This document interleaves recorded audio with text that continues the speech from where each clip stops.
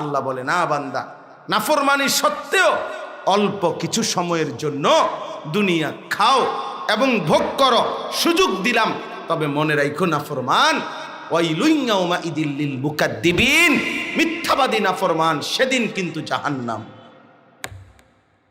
অপেক্ষা করো। তুমি চেনো না আমি মাওলাকে, তুমি মনে করছো আমি শুধু রহমান।